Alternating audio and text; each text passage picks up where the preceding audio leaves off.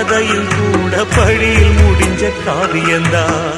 இருப்பதும் இறப்பதும் அந்த இயற்கையோட கையில, இருப்பதும் இறப்பதும் அந்த இயற்கையோட கையில. நான் மறைஞ்ச பின்னும் நிலைப்பது என் உயிர் எழுதும் கதையில.